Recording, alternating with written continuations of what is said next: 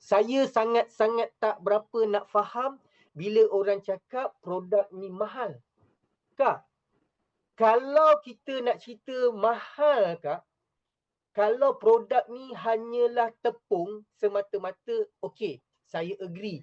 Kalau orang cakap mahal, sebab dia tepung semata-mata, takkan 100 lebih. Tetapi hari ni, you bayangkan, produk ni mengandungi 18 bahan, 3 bahan ada teknologi, maksudnya ada clinical study, dan 15 bahan adalah bahan aktif.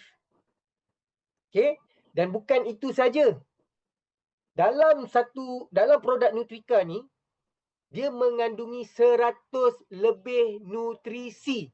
Segala vitamin, segala asid amino, segala zinc, semualah jenis mineral semua. Ada 100 lebih, Kak.